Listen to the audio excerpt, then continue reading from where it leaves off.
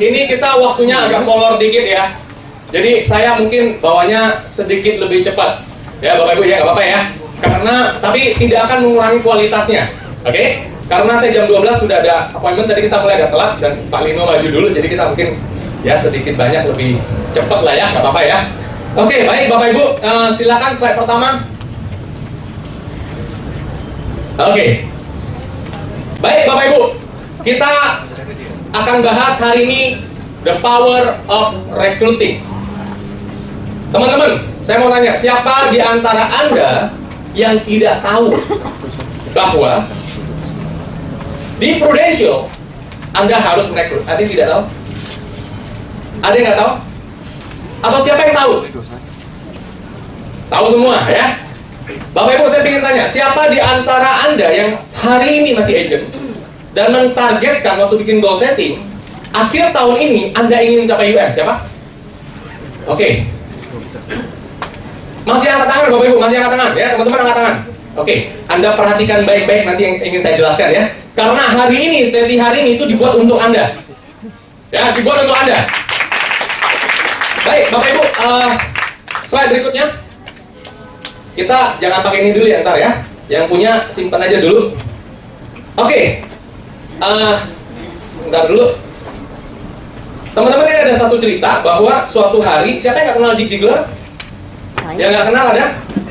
Ya, nggak kenal ya? Tahu ya? Tahu ya? Itu teman kecil saya, dulu kita main petak umpet katanya.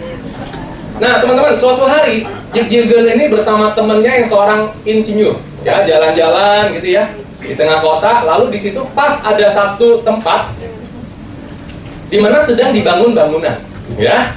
Temennya Zig ini bilang, Zig, kita berhenti bentar dong, saya mau lihat. Gitu ya, dia seorang insinyur. Nah pada saat dia lihat, teman-teman, temannya Zig Ziglar ini mengatakan pada Zig Ziglar bahwa di sini nanti akan dibangun sebuah bangunan yang tingginya kira-kira 38 lantai. Wah, Zig Ziglar kaget.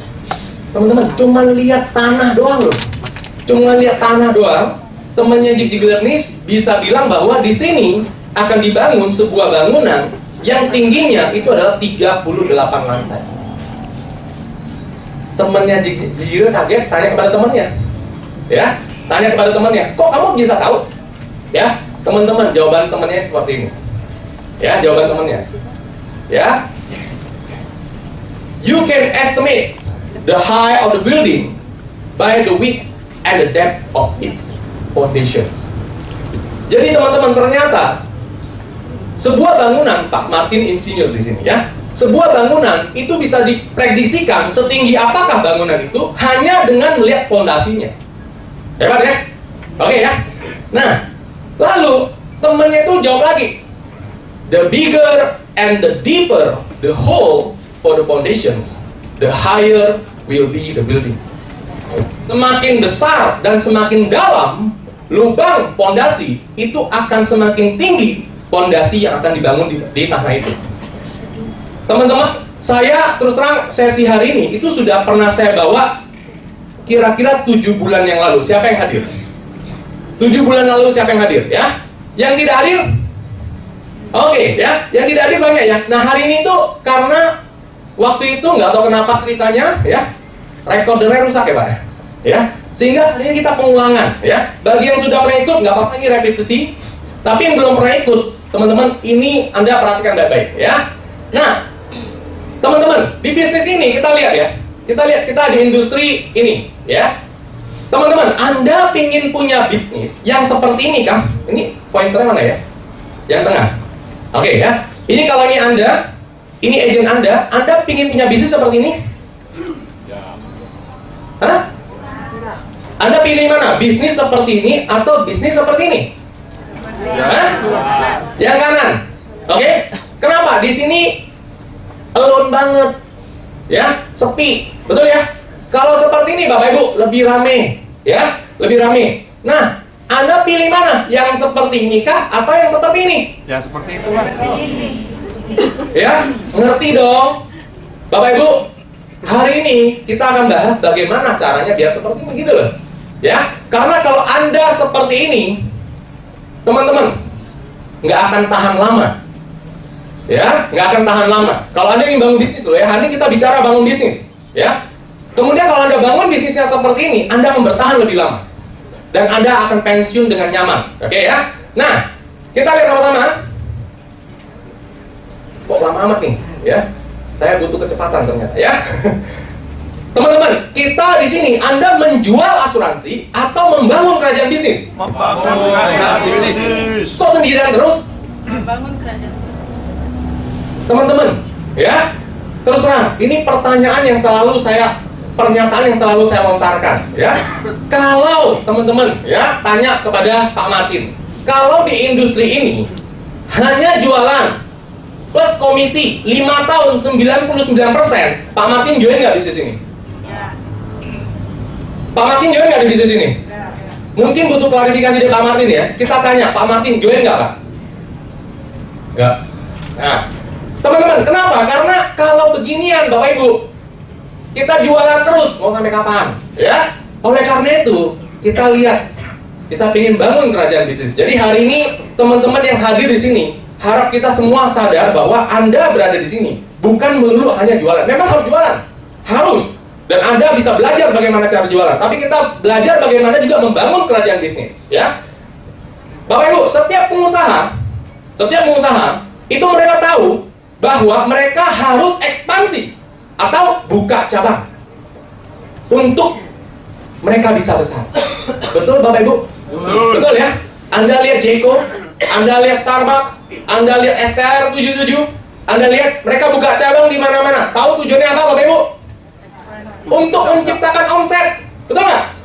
Ya kan? Untuk menciptakan omset. Sehingga mereka butuh cabang yang banyak. Dan Bapak Ibu, kalau seandainya mereka punya 100 cabang, masing-masing cabang kasih keuntungan 1 juta aja per bulan. Berapa tuh keuntungannya? 100 juta. Kalau mereka cuma punya 5 cabang, keuntungannya 5 juta per bulan. Berapa tuh keuntungannya? Hanya 25 juta. Jadi mengerti ya bahwa ternyata para pengusaha juga melakukan ekspansi. Nah, di bisnis ini sama Bapak Ibu, ya. Makanya kita harus berpikir sama seperti seorang entrepreneur. We must think as an entrepreneur, Bapak Ibu. Ya. Nah, saya kasih tahu Bapak Ibu, memang dalam proses menjalankan bisnis ini, saya yakin para agent, termasuk mungkin para leader, kadang-kadang dilema. Ya. Kalau dia jualan, gampang banget dapat duitnya. Betul nggak Bapak Ibu? Gampang banget. Kalau jadikan dia agent, belum tentu jalan. Betul nggak Bapak Ibu? Kemudian belum tentu orang itu produktif, betul? Sedangkan Anda investasikan waktu, investasikan uang di situ, betul Bapak Ibu? Teman-teman, saya mau nanya, kalau Jeko buka cabang, pakai modal nggak? Pertanyaan saya, pasti untung nggak tuh cabang? Kalau nggak untung, berapa kerugiannya? Ratusan juta. Saya mau tanya Bapak Ibu, kalau Anda rekrut satu agent, pasti jalan nggak tuh agent? Belum tentu. Kerugian Anda berapa sih? Bapak Ibu, modal saya paling 1 gelas Jeko. Ya, modal saya paling 1 cangkir kopi Jeko. Ya, jelas Bapak Ibu? Jadi Anda harus berpikir sebagai seorang entrepreneur yang jalan ke bisnis ini. Ya, kalau berpikir sebagai seorang employee, nggak jalan-jalan nantinya. Ya, kita lihat selanjutnya. Ya, ini barusan pembukaan nih, belum masuk materi. Nah, teman-teman, kita sama-sama berdiri yuk, ya. Yang tahun lalu sudah pernah ikut tahu lagu ini, ya. Siapa yang tidak tahu lagu ini? Ada yang angkat tangan? Ampun ya.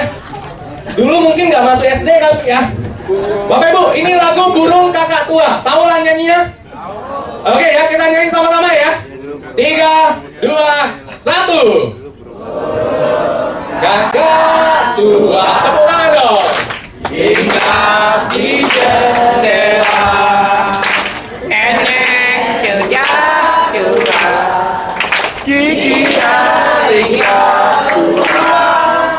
Teman-teman, siapa yang nggak tahu lagu ini? Tahu tuh? Bapak Ibu, Anda tahu nggak yang kemarin nggak hadir ya, yang 7 bulan yang lalu nggak hadir? Anda tahu nggak? Ternyata ada satu lagu yang nadanya sama, hanya syairnya berbeda. Tahu? Kita sama-sama nyanyi ya. Ini dia ya.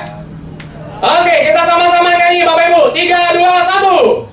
Kopi saya udah kopi saya. Kalau tidak bukan topi saya. Sama nadanya? Yang beda apanya? Syairnya. Silakan duduk, pinter sekali anak-anak ya. Bapak Ibu, ya, semua orang biasanya agent nih, keasikan jualan ya, keasikan jualan sehingga mereka bingung, Pak, cara rekrut gimana ya? Benar gitu kan sering kan ya? Cara rekrut gimana sih? Kalau gua jualan mah gampang, kalau rekrut mah susah kan gitu kan, betul Bapak? Betul nggak? Bapak Ibu, ternyata ya proses kita rekrut dengan proses kita jualan exactly same. Sama. Oke? Sama. Cuman syairnya doang yang berbeda. Cara nyanyinya sama, notnya sama, lagunya sama. Cuman syairnya berbeda. Oke? Banyak yang sudah tua di sini belum tahu ada ini ternyata. Baru kaget ya. Nah, Bapak Ibu, ternyata proses merekrut itu sama dengan proses kita menjual. Ini hanya ulang loh Bapak Ibu, ya. Waktu 6 bulan yang 7 bulan yang lalu kita sudah pernah bawa ya, tapi hari ini kita ulang ya. Nah, proses jualan ya. Sales cycle bagaimana sih? Begini kan teman-teman. Satu, buat daftar prospek, betul? Pasti Anda diminta leaders Anda buat daftar prospek. Kemudian buat janji temu, betul?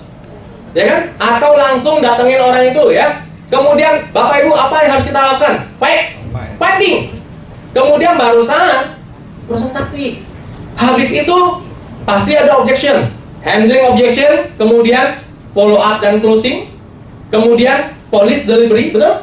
Nganterin polis, kemudian after sales service. Ini cycle daripada kita menjual, betul nggak?